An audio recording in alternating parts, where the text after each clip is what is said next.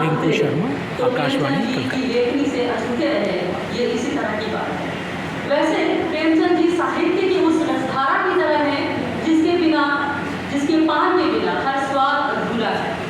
प्रेमचंद स्वयं लिखते हैं कि मैं एक मजदूर हूँ, जिस दिन कुछ लिख ना लूँ उस दिन मुझे रोटी खाने का भी कोई हक नहीं। क्या बात है, क्या बात। इसी तरह मैं भी साहित्य की एक मजदूर हूँ और प्रेमचंद जी जैसे साहित्यकार के विषय में थोड़ा सा भी बोल पाऊँ, ये मेरे लिए बहुत सौभाग्य की बात है। लेकिन मुझे प्रेमचंद जी की उन सभी लेखनियों से ज़्यादा उस लेखनी ने आकर्षित किया है जिनमें उन्होंने अपने किरदारों में मनोविज्ञान को गहराई से समझाया है।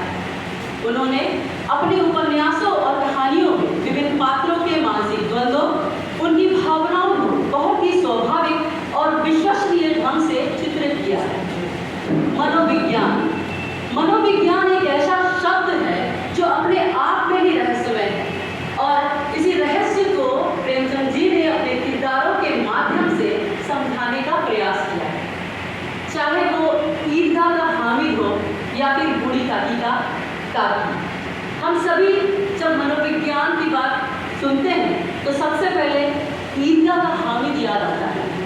जी हाँ, ईदगाह का हामिद एक छोटा सा बच्चा अपनी दादी से स्नेह और साथ ही में इतना बड़ा प्यार जो अपनी परवाह नहीं करके अपनी दादी की चिंता के बारे में सोचता है।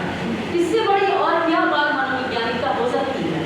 प्रेमचंद जी ने इस बात को गहराई से समझाने की अपनी कहानियों में छोटी छोटी बातों से समझाने का बहुत ही अमूल्य प्रयास किया है और हमें अनमोल रतन दिया है इस बात की कि आज भी 100 साल पुरानी प्रेमचंद जी की लेखनी प्रासंगिकता बनी हुई है कि आज हमारे भारत में माता पिता काम करते हैं, फिर परिवार से जुदा होकर रहने लगते हैं, जिसके कारण बच्चे जो है अपने माता पिता जो बुजुर्ग दादाजी से वंचित होकर दूसरे घरों में पढ़ते हैं।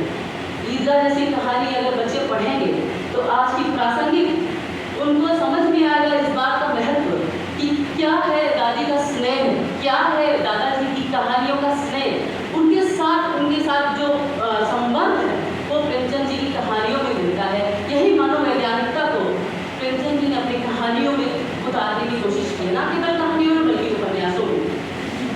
अगर हम उनके कहानी फिल्म गुल्ली डंडा कहानी की बात करें तो दो मित्रों के बीच की जाति पाति से परे मित्रता की कहानी को उन्होंने दर्शाया है, या फिर सच्चाई का उपहार कहानी जिसमें प्रेमचंद जी ने एक विद्यार्थी बालक के आदर्श गुणों के साथ उसकी सच्चाई को भी दर्शाया है।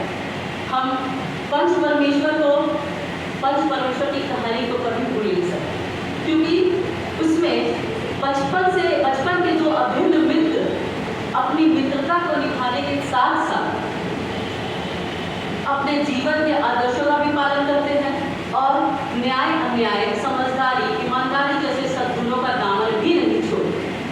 वैसे ही अगर हम बात करें फूस की रात की हल्कों की, जिन्होंने अपने खेतों को बचाने के लिए पूरे ठंड में रात गुजार दी केवल एक पशु कुत्ते के साथ, या फिर सतगति की हम बात करें, ये सभी कहानियों में ऐसी मनोवैज्ञानिकता है जो हमें झंझोर कर रख देती है और छटपटाहट देती है। कुछ समझे, कुछ सीखे, क्या कहना चाहती है, बिना सोचे हम नहीं रह पाते हैं। उनकी ये कहानी आज की नहीं है, लेकिन आज के प्रासंगिकता से जुड़ी हुई है।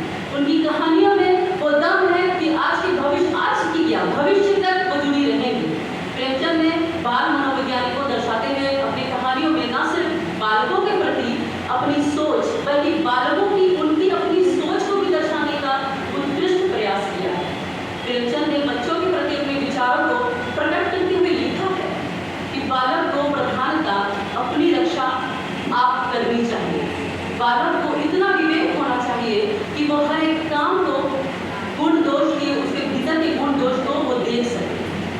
वैसे तो प्रेमचंद बच्चों को अनुशासित एवं संयमित देखना चाहते थे, शायद इसीलिए उनका बाल मन के चिपेरे जो कथाकार उनकी जो भावनाएं थी वो अपनी मनोवैज्ञानिक कहानियों के माध्यम से इस बच्चों के आदर्शों को चरित्रों को उभार कर समाज को सार्थक संदेश देने की उन्होंने कोशिश की है।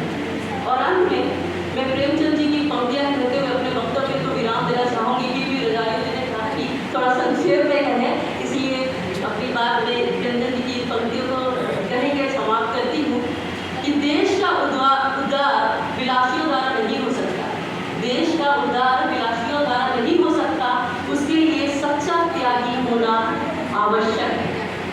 नमस्कार।